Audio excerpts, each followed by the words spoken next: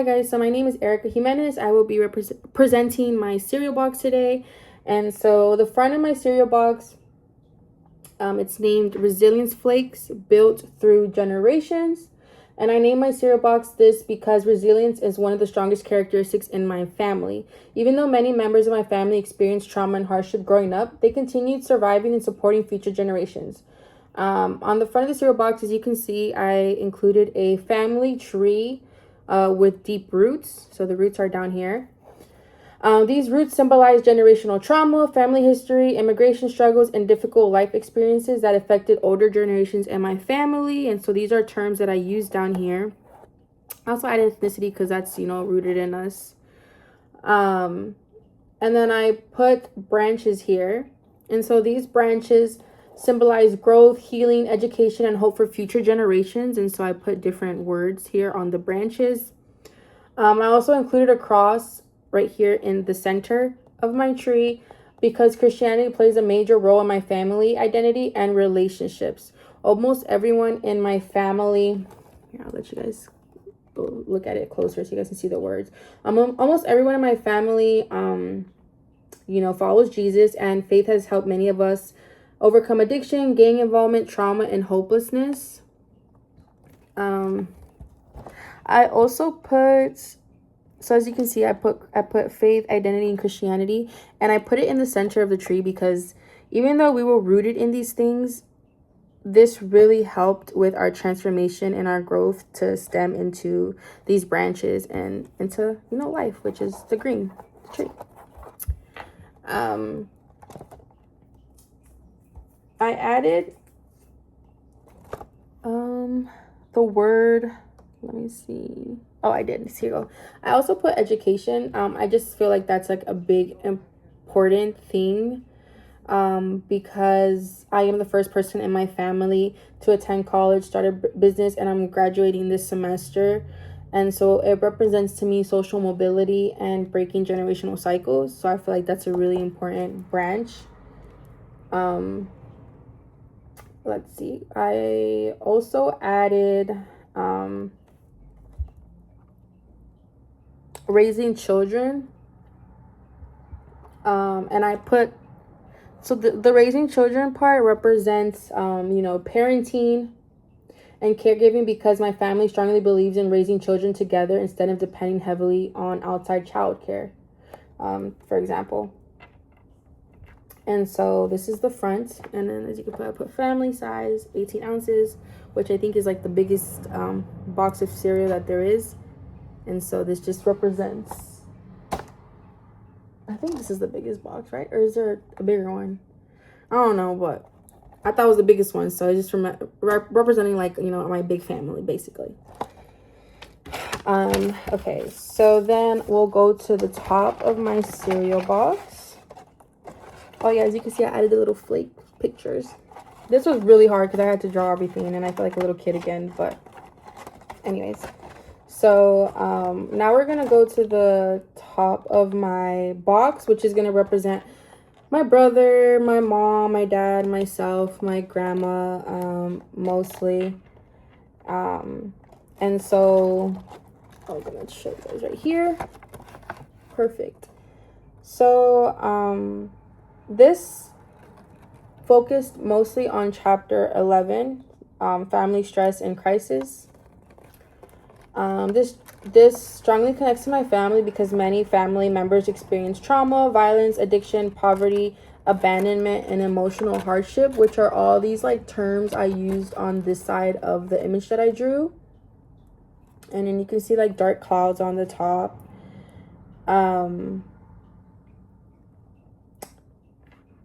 I put family stress. My family experienced many stressors, including financial struggles, deportation, disability, addiction, and unstable childhood environments.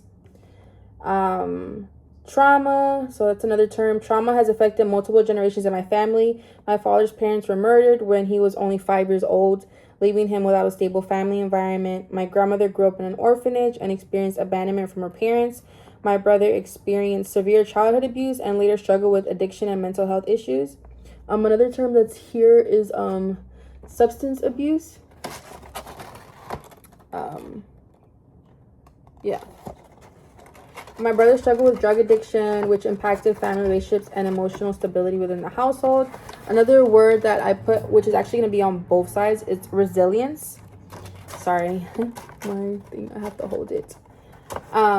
Which strongly applies to my family. Even though many family members experienced pain and hardship, they continued surviving and rebuilding their lives. Both my parents were involved in gangs, and later they were transformed through following Jesus, Christianity, and community work. And so on this side, you can see that I drew a cracked road, cracked pavement. These are all the cracks with all these terms that I just mentioned. Dark clouds. And so the storm clouds symbolize hardship and crisis. And then I drew a sign here that says yield. So this is basically telling you, like, just go on with caution, but don't stop. Like, keep pushing forward, keep being resilient, keep persevering, and eventually you're going to come out to this side, which is a smooth paved road. I put faith, healing, resilience, and then I put a sun, and then I put a heart, and I drew like a little bandage on it. And then on the sign here, I put go.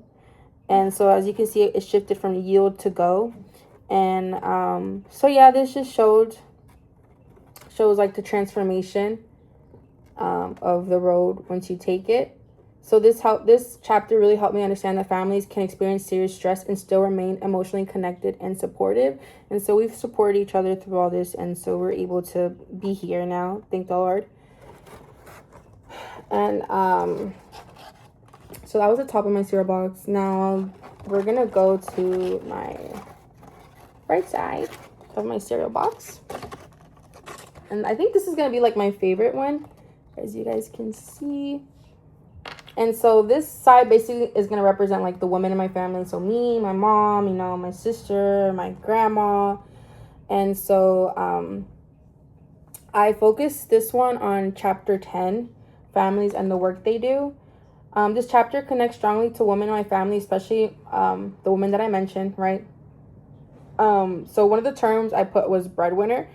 My mother became the primary provider after my father became disabled. Even though my parents stayed married, my mother had to take on responsibilities that are traditionally associated with men in many cultures.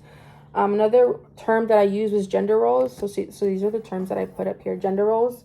Traditional gender roles changed within my family because of economic hardship and disability. My mother became both caregiver and provider, while my father emotionally supported the family in different ways. Another term I put was role strain, which is right here, which also describes my life. I balance multiple responsibilities at once, including being a mother, student, business owner, daughter, and financial provider. Sometimes these roles become overwhelming because many people depend on me emotionally and financially. Another term I used was care work. In my family, caregiving extends beyond biological parents. Women in my family help raise children, provide emotional support, and care for relatives across generations. And so as you can see here in the image, I drew money signs. So like I said, breadwinner also represents me, like, financially taking care of my family.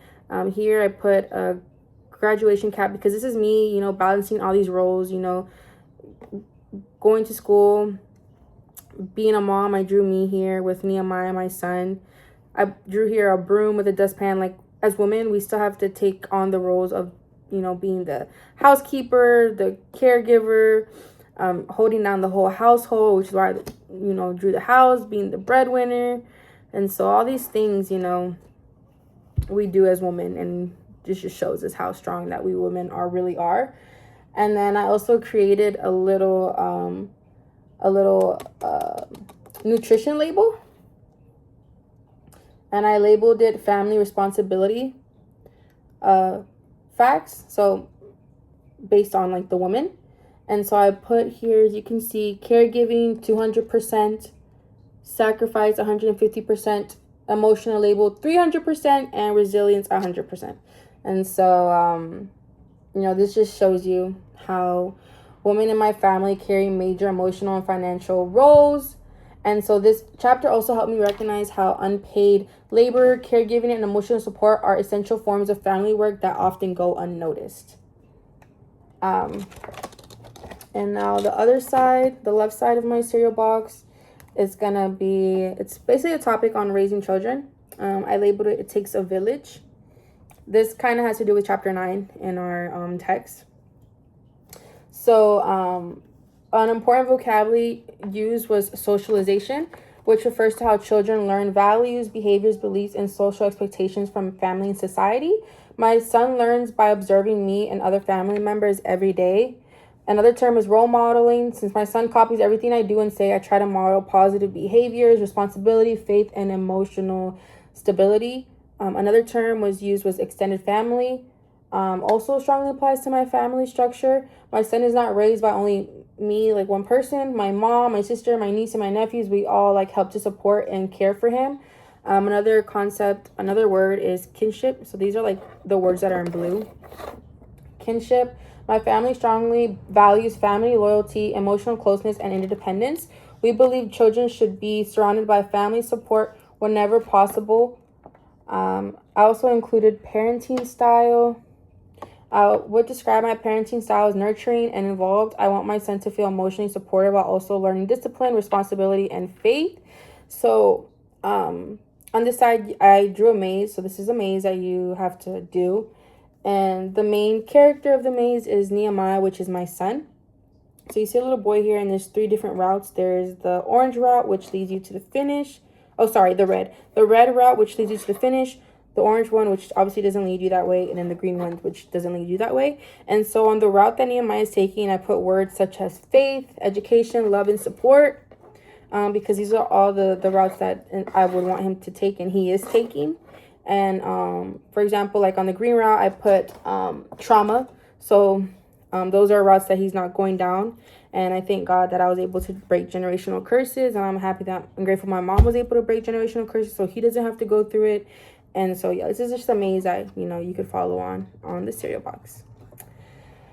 And then the bottom of my cereal box, I put this at the bottom and I wrote things families don't talk about, and I labeled it all black and I colored it black.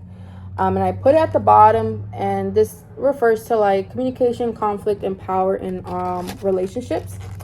And so I chose the bottom because this side represents things families often hide or avoid discussing openly.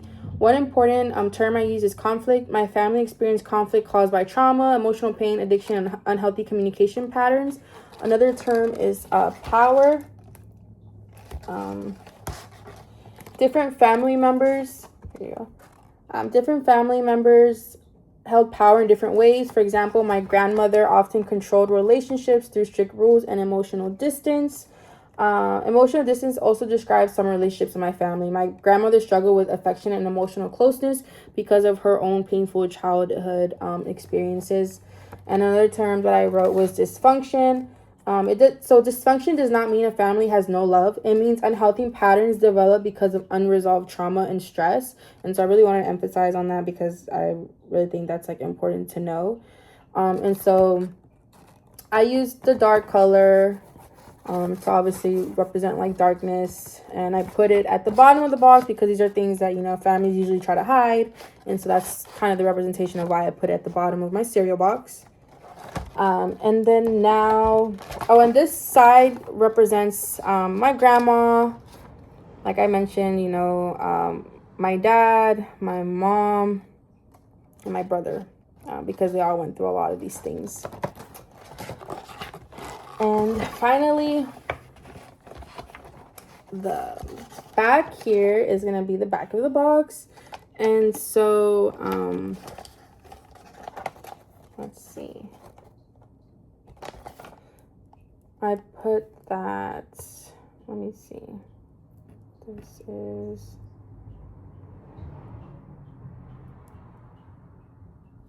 okay. So as you can see, I included a quote right here at the top, and it says, "Strong families are not perfect families. They are families that continue choosing each other despite hardship," which is so true.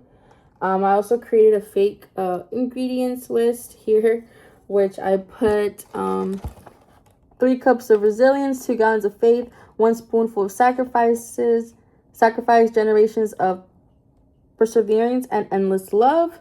So that's my family ingredients. And then I also added a word search with these terms. And so the terms I used were resilience, parenting, faith, trauma, socialization, marriage, adolescence, extended family, kinship, gender roles, immigrant, ethnicity. And in conclusion, my family reflects many concepts discussed throughout the semester, including these terms that I just mentioned on the word search. Even though my family has experienced hardship and dysfunction, we also demonstrate strength, survival, and deep commitment to one another.